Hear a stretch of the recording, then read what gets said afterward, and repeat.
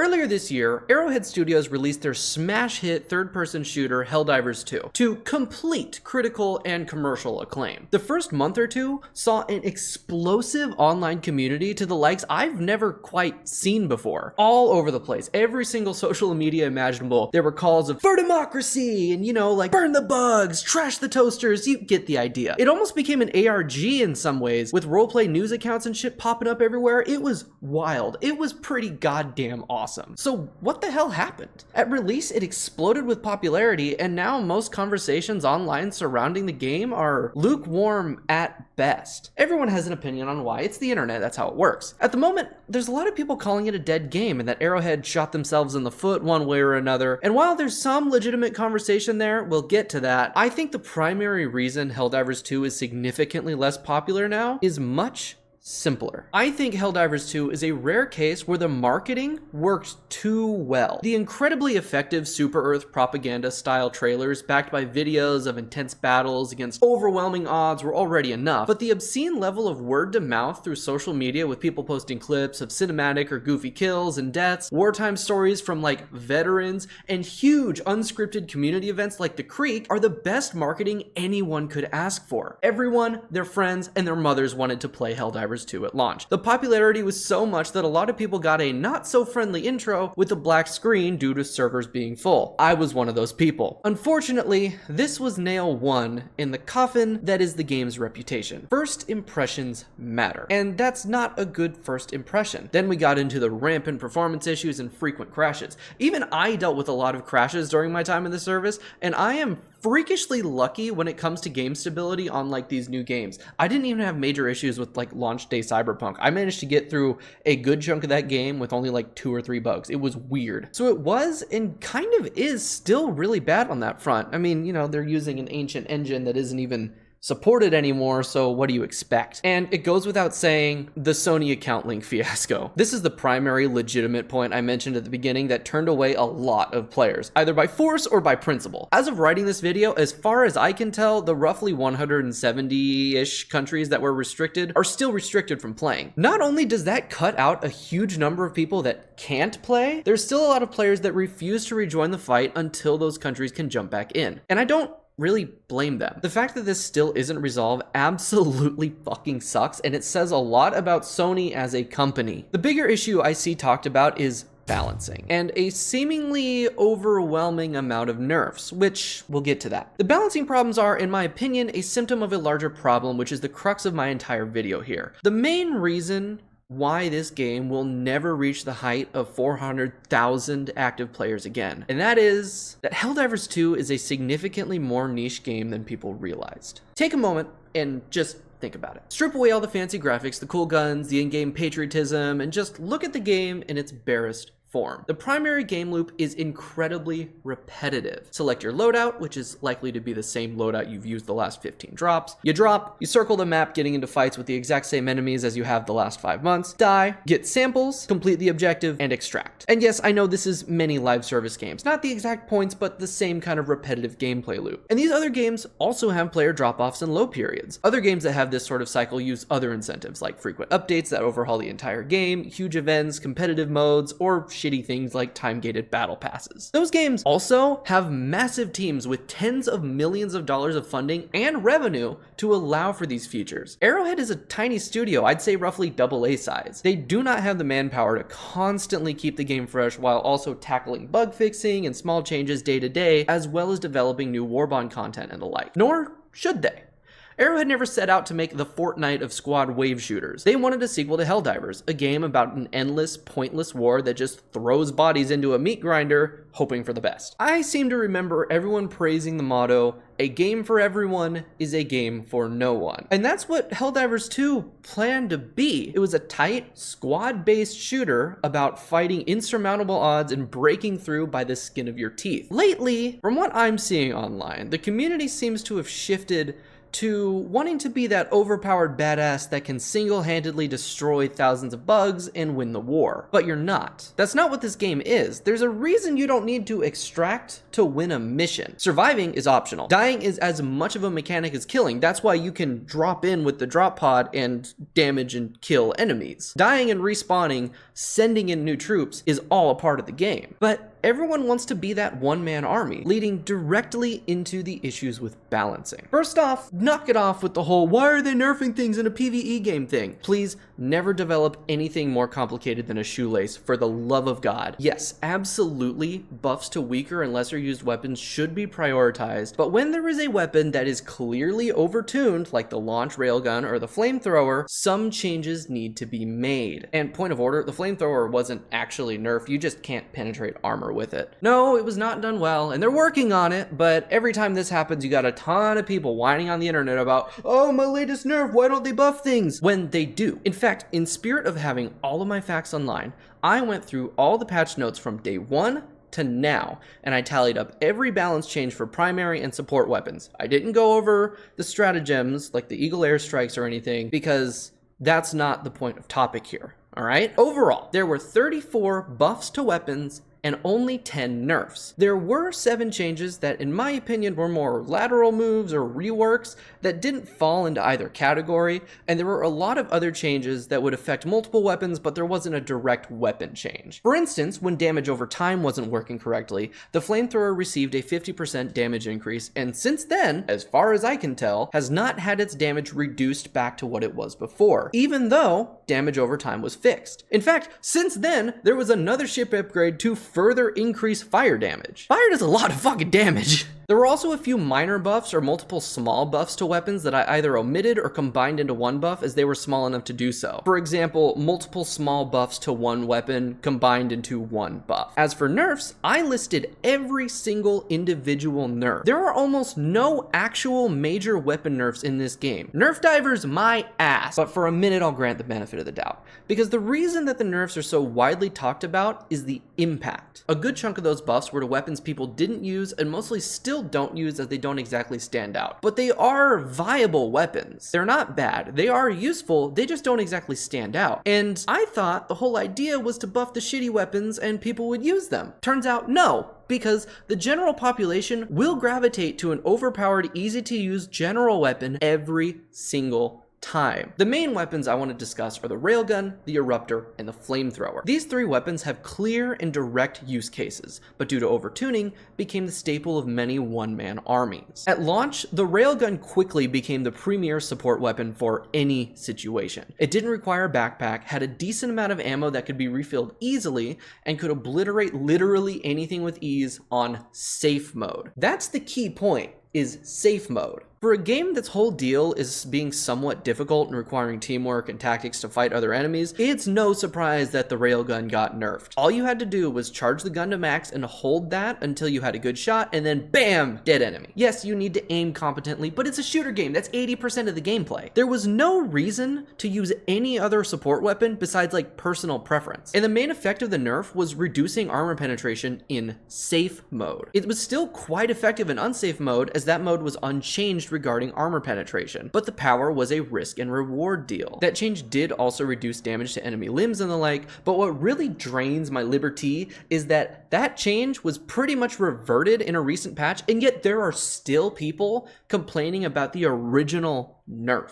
I played around with the railgun quite a bit in my work for this video. It is a very competent support weapon that still one-taps hulks with a well-placed shot and obliterates anything smaller. It does struggle against tanks and turret towers, but I'm always willing to accept that it's probably just a skill issue on my part, so who knows. But the indicator is very prominent, and I only blew myself up like twice using it, no big deal. The railgun is still a fantastic weapon for a diver to carry with a team that can handle the super heavies like the tanks. The second major nerf that I remember there being outcry for was the eruptor. Now, for this one, I could agree with it for the most part. But not because it was really a nerf, but more because the gun was kind of busted on launch, and the fix for it made it not very viable anymore. The Eruptor did have a strong case for being an everyman weapon that could do good damage against heavies, clear groups, close bug holes in bot fabricators, and all that. These strengths were possible due to the combination of the explosive tag and the shrapnel, but in order to use it effectively at all, you had to have very good aim because of the slow rate of fire and the bullet travel time, as well as the high possibility of fragging yourself or your whole squad with the shrapnel. The difference the Eruptor had from the railgun is the lack of true armor penetration. The shrapnel and high explosive radius was meant to bypass some armor, allowing the gun to one-shot enemies such as Striders, which it can still do. But unfortunately, the shrapnel was very buggy and led to many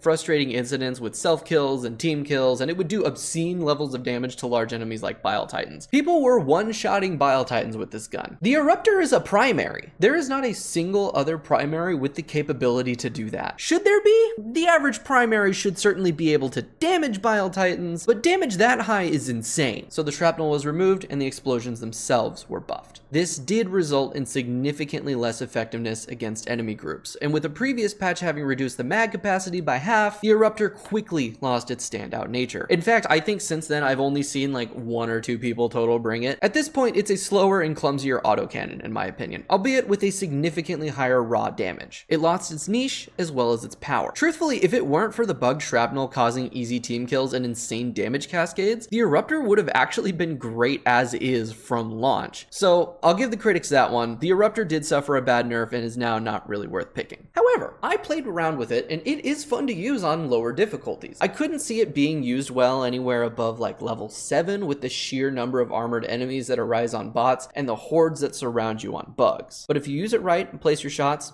it's an enjoyable gun to use. It's fun. I would pick the autocannon over it every time, though the open backpack slot can come in use. But finally, the real one that drives me insane is the flamethrower nerf. That weapon itself was not changed. The way that fire itself acts was adjusted because it just ignored armor and quite a few solid objects. I would argue the way Arrowhead adjusted the fire to work now is how they intended it originally, just like another problem I saw people freaking out about, the ricochet change. God, I remember so many people online freaking the fuck out about how ricochets occasionally coming back to the player would cause more self-kills, was effectively an autocannon nerf, was not realistic, yada yada yada. And now, nobody ever mentions it because turns out wasn't a big deal. And yet, here we have the same fuss about the flamethrower. Yes, chargers are annoying, and having the flamethrower able to melt them in 3 seconds is great, but holy shit is that not balanced at all. My god. Before this change, if you ran with the flamethrower, you could eliminate 97% of the terminated enemies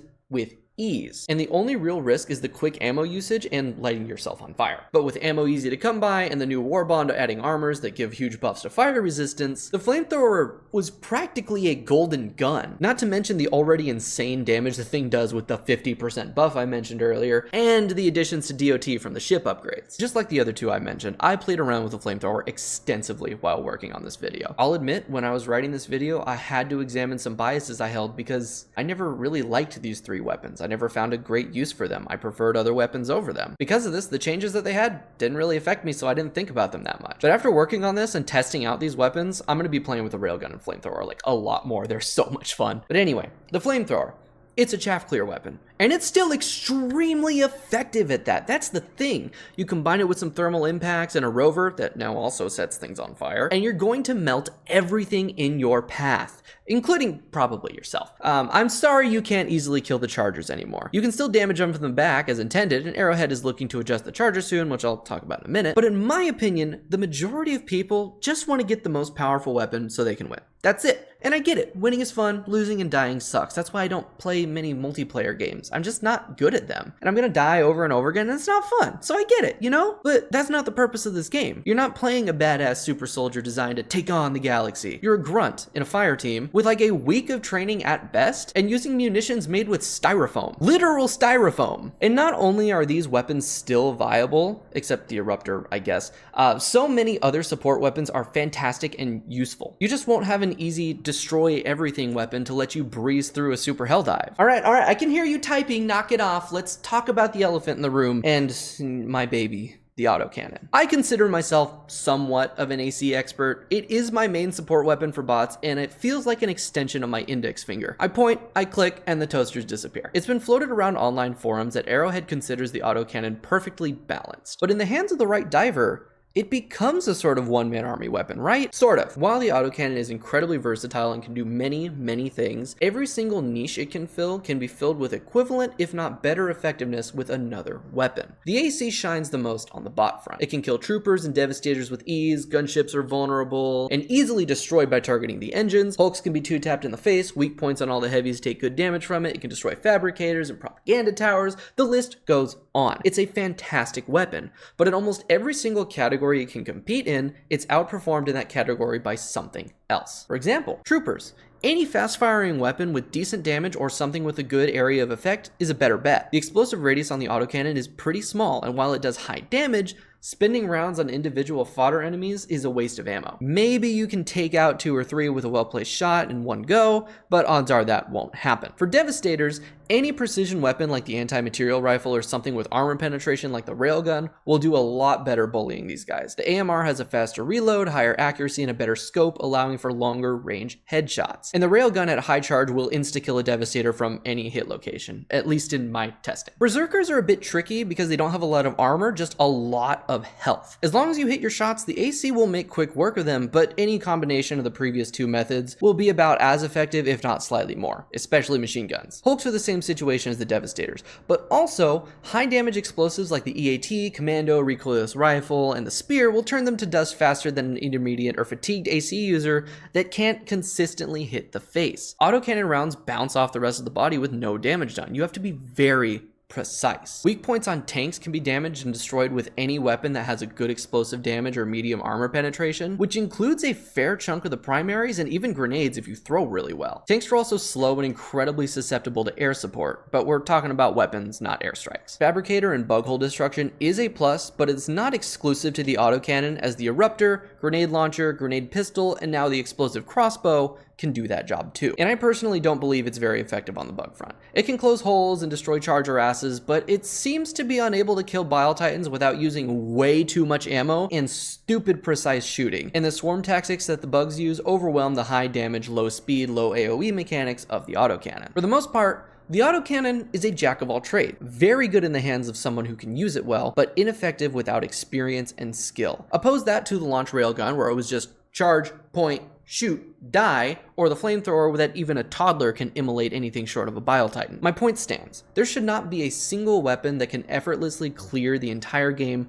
with no support. Helldivers 2 is not a lone wolf badass simulator. But with all that said about the balancing, I don't believe that the balancing philosophy is broken when regarding the weapons. It is a symptom of another problem, like I said at the beginning. It's the enemies. You'll notice that if we remove the eruptor from the shitty nerf list as it was just broken, the main points of contention for the fire change and the railgun change resulted in metas popping up on the bug front more than anything. Specifically, the fucking charger. The railgun was changed to do less damage to limbs and other body parts because people were easily breaking off charger leg armor and killing it with primaries on the front. Also, that whole, one-tapping Bile Titan thing, but I already discussed that. The flame changes were mostly done because you could use a flamethrower to bypass a charger's armor and kill it with ease, ignoring anti-tank weaponry or its supposed weak spot. These 2 strategies became metas for one reason and one reason alone. The charger is an annoying and frustrating enemy, not a difficult one. Difficulty is good. Requiring people to use team tactics in a game centered around team tactics is good. Not allowing people to easily stomp everything with one weapon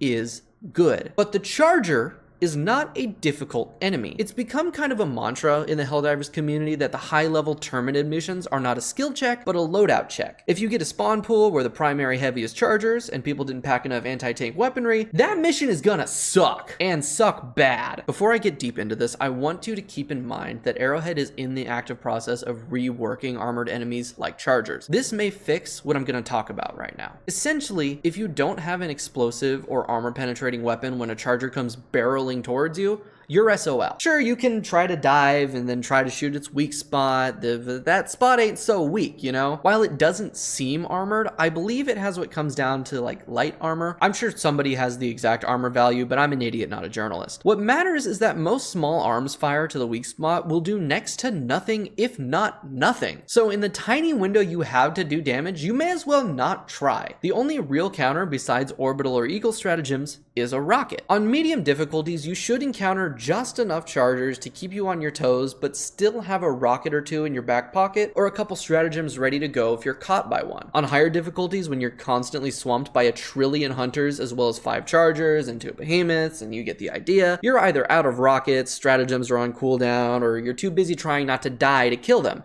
and it just snowballs. Okay, that's a lot of words just to say that the charger's ass needs to be able to be damaged with small arms fire. I'm passionate, okay? I really like this game. And because I like this game, I'm concerned about it. Not because of the nerfs or the ancient engine or a million other things. I'm concerned that because with how the internet is, Arrowhead is going to cave and try to appease the wrong people. And by wrong people, don't back up here. By wrong people, I mean those who just don't play the game anymore and aren't going to. People keep pointing to the whole 400,000 all-time peak, the buzzing community, the camaraderie, and how the game is now dead because it averages 10 to 20,000 on Steam. Just on Steam. That doesn't count PlayStation players. They point to every criticism I talked here regarding balancing or the Sony thing or other stuff I didn't want to talk about, like problems people had with community managers and moderators. That's a much more difficult subject to navigate, especially considering the type of people that it relates to in regards to like harassment.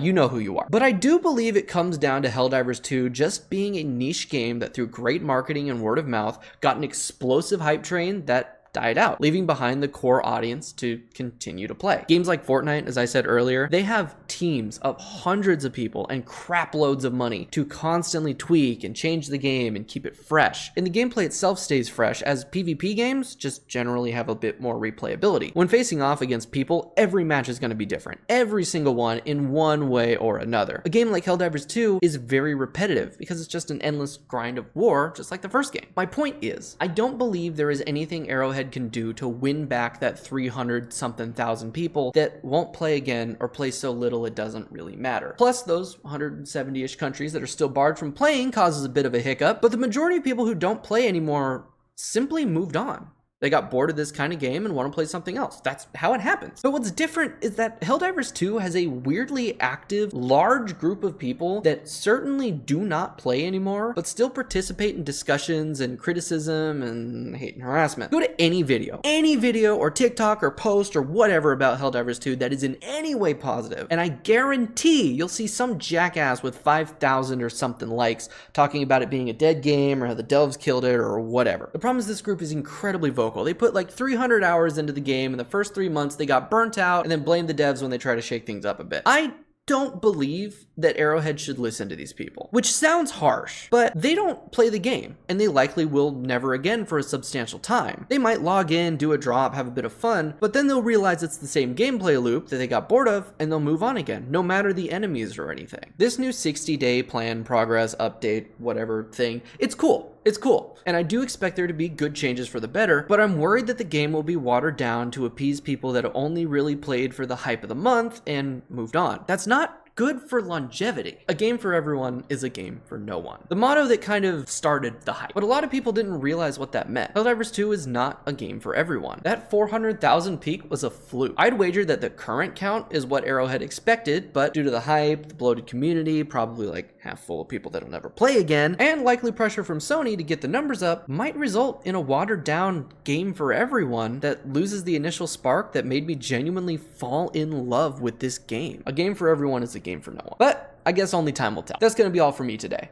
If you enjoyed, and I hope you did, maybe consider subscribing and checking out some of my other stuff. I'm ramping up video production again, and I have a lot of fun stuff planned, so stay tuned. And once I get like my internet sorted again, because I've been having significant problems with that for streaming, we'll be back live here and then over on Twitch as well. I've got some big plans for that stuff as well, if I can get it done soon. Anyway, thank you for watching. I hope you have a fantastic day, and I'll see you next time.